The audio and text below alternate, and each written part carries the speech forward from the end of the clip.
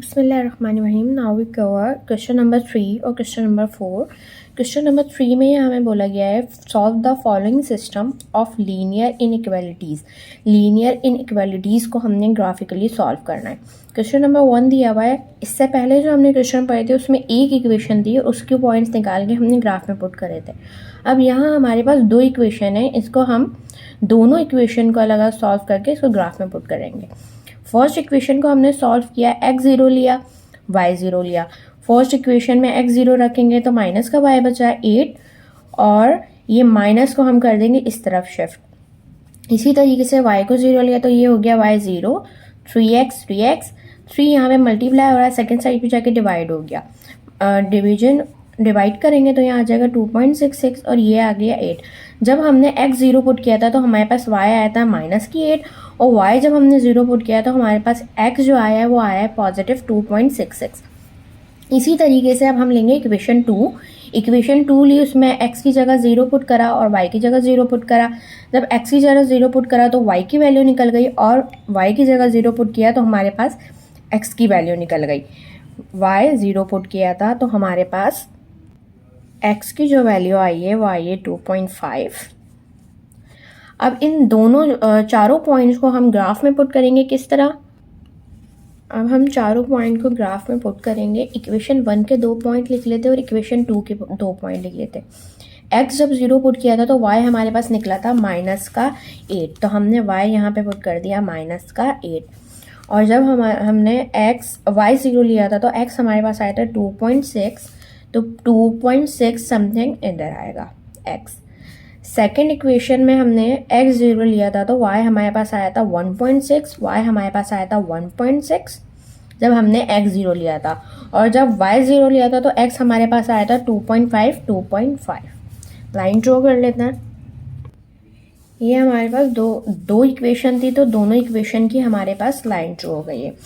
ये थी हमारे पास इक्वेशन 1 और ये थी हमारे पास इक्वेशन 2 की लाइन। अब हमने देखना है कि हमारा शेडेड एरिया किस तरफ होगा। शेडेड एरिया को किस तरीके से चेक करेंगे कि हमारी जो इक्वेशंस हैं यहाँ पर, ये जो हमारी इक्वेशंस हैं दोनों, इसमें मैं सबसे पहले क्या करूँगी, x और y की जगह 0 पुट करूँगी तो ये वाली इक्वेशन पूरी, ये वाली चीज़ 0 जाएगी तो ये हमारे पास आ जाएगा 8। यहाँ पर भी 0 पुट करूँगी तो ये हमारे पास आ जाएगा 5। मीन्स हमारी दोनों इक्वेशन जो हैं वो फॉल्स हैं, क्योंकि 0 8 से छोटा है तो ये हमारे पास फॉल्स है और ये भी हमारे पास क्या है, फॉल्स इक्वेशन है। तो हमारे क्या होगा कि ग्राफ में जो शेडेड एरिया होगा वो ऑरिजिन की तरफ नहीं होगा, सेकंड साइड पे होगा। ऑरिजिन की तरफ जब होता है जब हमारे पास दोनों इक्वेशन क्या होती है, यहाँ पर ट्रू होती है, क्योंकि हमारे पास दोनों इक्वेशन फॉल्स आई हैं तो हम यहाँ पे शेडेड एरिया जो करेंगे सेकंड साइड पे करेंगे।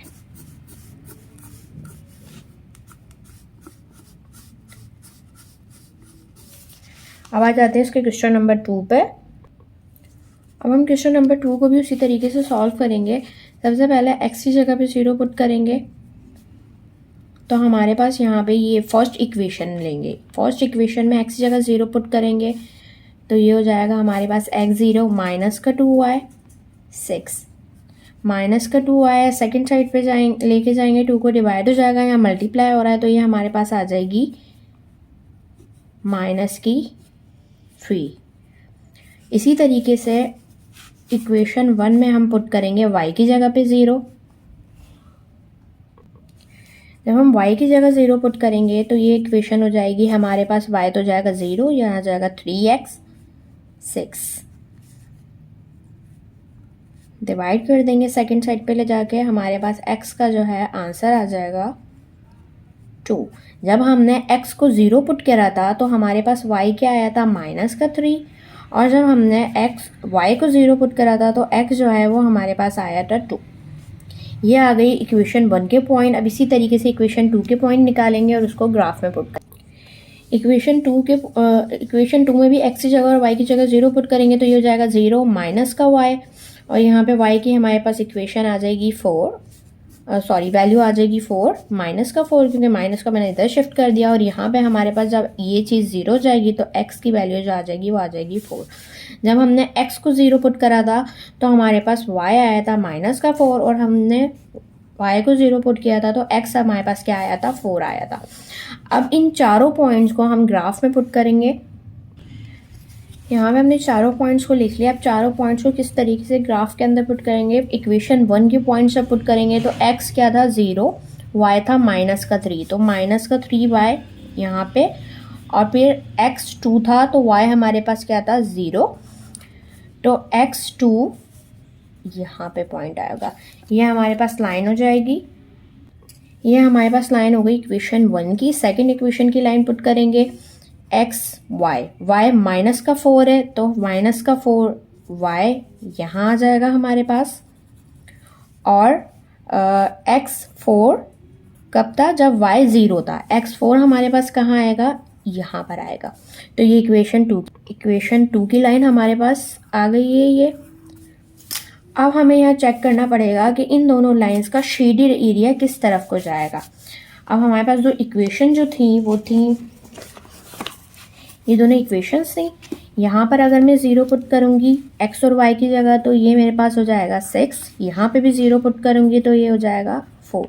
दोनों वैल्यूज़ जो हैं हमारे पास 0 से बड़ी हैं, ये भी ग्रेटर देन इक्वल टू 0 है और ये भी greater than equal to 0। Means हमारे पास दोनों कंडीशंस क्या हैं, ट्रू कंडीशंस हैं। जब भी हमारे पास दोनों कंडीशंस जो हैं वो ट्रू होती हैं तो हम ऑरिजिन की तरफ इसका शेडेड एरिया कर देते हैं। तो दोनों इक्वेशंस ट्रू थी तो हमने दोनों का शेडेड एरिया ऑरिजिन की तरफ मार्क कर दिया।